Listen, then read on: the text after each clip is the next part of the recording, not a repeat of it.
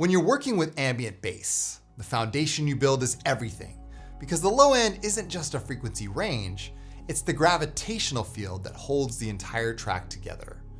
The deeper you go, the more every subtle decision starts to matter, from how the amplitude breathes through a phase to how phase relationships lock into the rest of the spectrum without collapsing the weight of the mix. So in this video, I'm going to walk you through the approach that I use to shape deep ambient bass that feels present without overpowering, stable without losing character, and expressive enough to carry emotion even at the lowest octaves. The goal is to help you understand why placement, compression, and movement all interact in a way that makes the bass feel alive inside the atmosphere that you're creating. Anyway, thank you for being here, and let's go ahead and dive straight into it.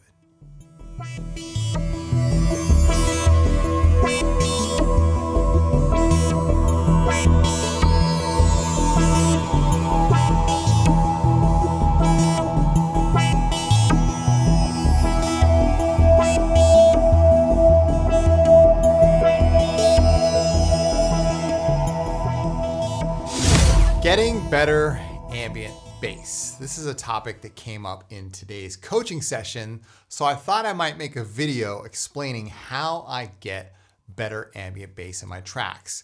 I used to struggle with the whole low end thing, and then I've picked up some tricks along the way to really help me elevate my bass sound. I feel like I have a really good handle on the low end now. So I'm gonna share some of those techniques with you today. Now keep in mind, this video again will not be very musical. This is kind of gonna be more technical than musical. However, I think by the end of it, you guys are gonna see exactly how I create most of my bass sounds. And even though I'm using a synth that you might not have, you're still gonna be able to apply these techniques to whatever synth you do have, such as Pigments, Serum, Omnisphere, Dune 3, you name it, it's all gonna be working for you. Anyway, so that's the game plan here. Anyway, thank you for being here, and let's go ahead and dive straight into this. Okay, so I am going to use Hive 2 for bass. Why am I gonna use Hive? The reason is because UHI synths are designed really, really well. And the thing is that, not all synths are created the same. And I feel like UHI has a really good handle on the whole analog/virtual analog thing, because there's just a sound quality with all the UHI synths, whether it's Zebra 2 or it's Hive 2 or it's Diva, whatever synth they have, Repro, they all sound so juicy and so fat, right? It's just like you can just tell right away. So that's why I tend to lean towards Hive for my plucks, for my basses. It's really good at pads. It's also really good at experimental stuff with the function generators down here. I know you're probably gonna walk away with this like, oh, now I need Hive, but you don't really need Hive. I mean, you could do the same things in Pigment 6. So just so you know, like this is just one way to do it, but hopefully the techniques that I use will be applicable to those synthesizers. Okay, so let's go ahead and make a bass here. Now keep in mind that Hive 2 comes defaulted in at -12. And that's really important because -12 is like a whole octave below. So in Serum, you'll have to like lower the octave down, and I tend to like drop it down -12 semitones in Pigments. But here in Hive, we're already -12. So that's easy to begin with. You just have you're right in the zone anyway for bass. The other thing is that you want to use a mono mode for your bass, okay? Because you don't want those bass notes overlapping. With like higher stuff like leads and plucks, it doesn't matter so much. But with a true bass, if those frequencies are overlapping, they're gonna cause like it's just gonna sound ugly on the bottom. So I tend to always go with a mono bass. It doesn't really matter how many voices you have here. The lowest you can go is 2 actually. So that's fine. It could go 4 or whatever. It doesn't really matter because now you're in mono, so that doesn't really apply. Anyway. Okay, so with bass, always go with a 24 or 36 low pass filter. That's my first piece of advice. And so when you pull it down, you're sort of getting rid of all that high end, unless you want it there, but I think that, like 6, 12, and 18 even are reserved for more like plucks and pads. And then the bass needs a nice steep filter, okay? So always 24 or 36. Okay, so it sounds nice and fat, just like that, all right? All Now I'm going with a sawtooth right here. Now Hive is structured in the way where you can put multiple oscillators through this filter, and all you have to do is hit the button right here. So I could add sub oscillator 1, even oscillator 2 over here, or sub 2, right? I'm just gonna focus on oscillator 1 right now, but that's how you get sound into Hive, is it has to route through the filter, okay? All right. And so then I'm gonna add some voices of unison. Now this is the thing that came up today, which was phasing, okay? Phasing is when two waveforms cancel each other out. So one waveform goes up, the other waveform goes down, and what we end up is with silence, okay? You don't want phasing in the low end, particularly with bass, because that means that if you're listening on headphones or you're listening on two speakers, you're gonna lose signal on either side, and you don't want that. Particularly if you were playing it like in a live scenario where you had like, you know, the left PA and the right PA. Somebody on the right side of the club might not be able to hear you or the bass, and then the other person on the left side might be able to hear it. So phasing often happens with unison, all right? And the way we solve this, you know, you love the sound of unison when we start adding detune here. Okay, I've added 5 voices of unison here. Is you control the width, okay? Also known as stereo in Pigments, right? So that's the width control, okay? You'll notice that when I put up a span here, I'll put the span on the screen, that when we're at 100% width, you can see all this red right here. That's the phasing up and down. It kind of phases back in because it's moving very slow, right? If I up the detune here, it's gonna really start phasing. You see that? So now we're getting some red zone there, and that's the correlation meter going below 0. We don't want that with the bass. So when I lower the width down, you can see right away that now we're in the green zone, meaning the left and right channels are not canceling each other out, and we're pretty much hovering right near 1. That's where you want to stay, especially with bass. It matters less above 1K over here, so you know, the frequencies are moving so fast, but on the low end, particularly at 300 hertz and below, you really want to make sure that you're not phasing. I'm using the mid-side stereo in the factory ROM. This is a free plugin, by the way, Span. So I'm using the mid-side stereo preset, but the correlation meter is always here no matter what, okay? Just so you guys know, all right? Cool. So now that we solved the phasing thing, and you solved the width thing, now you can go ahead and adjust your filter, all right? So now we can find a nice sweet spot for the filter, okay? And you also want to find a nice sweet spot for your notes. The notes in the bass can be anywhere between, you know, C0, C1, anything above that. You're gonna find that like different keys work well in different bass notes. I was talking to one of my clients and patrons who is an actual bass player, and he's like, yeah, you know what, certain keys like C minor and D minor, they don't work as well as like A minor and G minor because there's a better frequency right in that bass zone range. So that matters, okay? Now the other thing is a bass needs a little bit of snap. Like when I pluck on a bass guitar and I pluck on the bass, it's gonna open the filter up or open the sound up because it's gonna move a lot faster and then close back down. Now we do that with a filter envelope. In Pigments and in Serum, you see me often making a secondary envelope and dragging it over to the filter. Here, we're gonna use what's called the mod envelope, right? The mod envelope is right next to the amp envelope. Notice I haven't touched the amp envelope because I sustain is at 0 here, or at unity, right, at 100. But the mod envelope, I'm gonna make a nice snappy mod envelope here with no sustain, no attack. And then I'm gonna increase the amount here, and you'll notice the filter moving. Okay? So this mod envelope is equivalent to me dragging it over to the filter in Pigments and then increasing the mod amount. So you see here, a nice snappy. Now depending on how funky you want your bass or how much filter you want in there, you see that? And the speed of this mod envelope is gonna create that snappiness and that pullback on the actual envelope. So you might not want like a really fast envelope, or you might want a fast envelope. I tend to go for kind of plucky kind of basses. So it just kind of gets the illusion that you're snapping here, but I also tend to lower the mod envelope down. That's where I usually go. It's kind of, so it's not all wow, it doesn't like completely blow out, but at the same time, there's still that sort of illusion there. It's not really an illusion, it's just an effect of it pushing that bass forward, okay? So that's good. That sounds good to me. Nice, heavy, kind of low end bass. Now let's talk about the sub oscillator, because the sub oscillator here in Hive is up here. It's defaulted at -12. So if you're using Hive for this tutorial, you want to bring it back here to 0 if you want that, if you're already low enough already, okay? And you might experiment with different waveforms. The square is always good. Square is a notoriously like low bass. Always good with the square wave. Triangle is what I usually go with on my pads and stuff. Pulse wave is not bad. A little thinner than the square. This half narrow stuff, you might try that. Definitely not the noise. Oh, the noise is cool for like plucks and stuff. The sine wave is always good, but the sine wave, when you're filtering out the sine wave, it doesn't really matter. So you're kind of just filtering it anyway. I'm gonna go with the square. Okay, and then you can lower the level down if you want.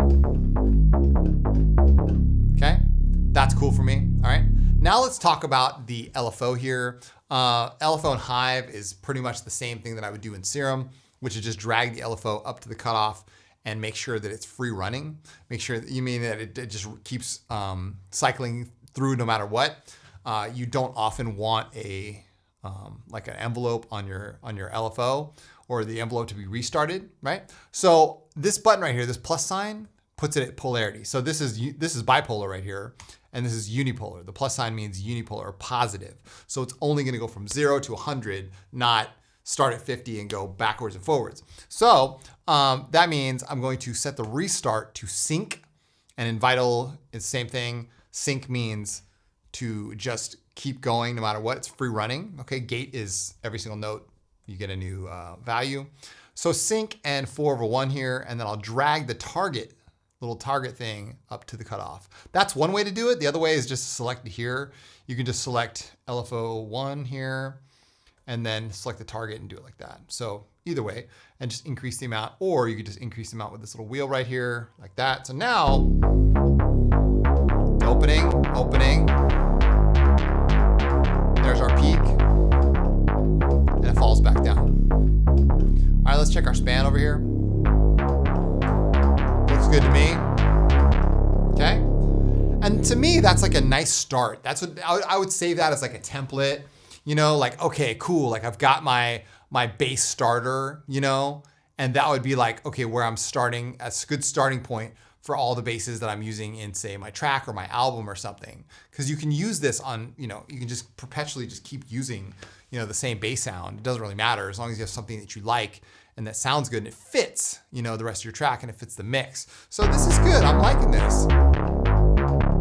Again, little tiny tweaks here really make all the difference, you know, especially when we're talking about, oh, like,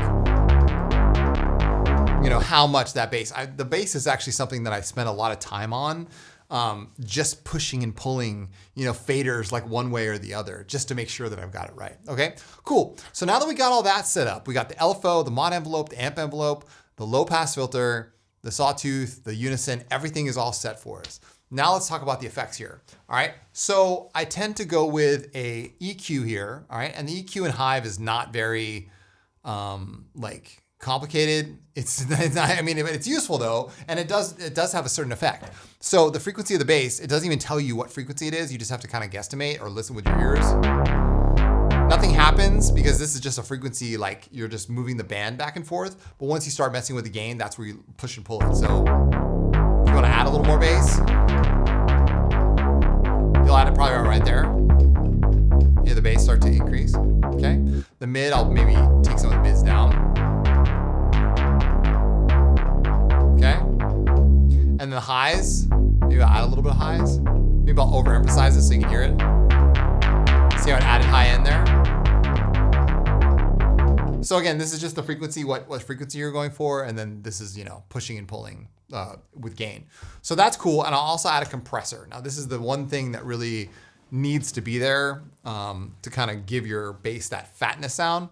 Notice we have a GR light here. This is the gain reduction, okay? So your goal is, because we have a snappy bass, to lower down the attack, okay? The release can be wherever. I tend to hold on to release for a long time because I've got a full sustain on the bass. So I tend to keep the release like long because it's not gonna go anywhere. And then the amount is the threshold, okay?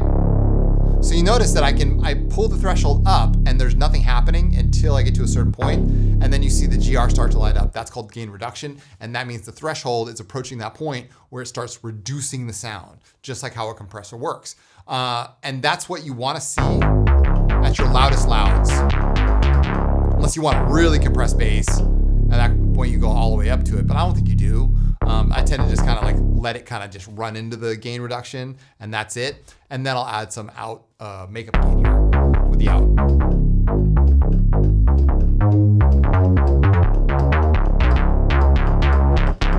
That's cool to me, all right? I'm liking the sound of that. I think that's pretty good. You can also lower the initial cutoff position. There we go. Okay, now I might put a little touch of reverb here, just at the end, okay? And the reverb doesn't have any pre-delay. Maybe, you know, I can mess with the tone, lower the width down, of course, and then put a little bit of ambient reverb there, just low mix, like we're talking 10, 12%. Hear that? So it's just a little hint that like, oh yeah, because especially when you're like, got the pad in there, you got the bass in there, you got everything in there. Like that's where, you know, that's a nice sounding bass. Let's look it out on the span now. See, there you go. That would fill up the entire low end of a track. And because it's not phasing, it won't get in the way of anything. Obviously the LFO, you'll have to take care of that and make sure that you're not approaching any other, okay? Let's just play a bass line here, and I'll put a pad in here and we'll call it a day. So let's just go ahead and play a little bass here action, and we'll go and play in C sharp. We're playing in C sharp, okay? C sharp minor. We got our count in. Let's go here and we'll go 8 bars. So we go, okay? So now that's C sharp number 1, all right? That's exactly where I wanted it to be for my bass. I'll put it in scale mode, okay? We'll go down here, and then we'll go to A, to F sharp, to E, back to C sharp, and then to B, to F sharp. There we go. Okay, cool. That's good. All right, now let's put a pad in here. We'll just call this the bass 1, BA, BA 1, right? And we'll put a pad here from chromatic 4 and just kind of land something just to kind of give you guys an idea of now where that bass would sit. We'll also put a span on our master fader, okay? So all of this is kind of leading us to like where I would start with a good solid ambient bass. Thank you for your patience. And let's go ahead. We'll use, say, how about the Dawnbringer? I love that pad. That's a good one. Okay, so let's go ahead and just add some chords here. And now we will go ahead, put this through the pad bus, and we'll play the track and see how it sounds. Let's go for this right now. Okay. 5, 6, 7, 8.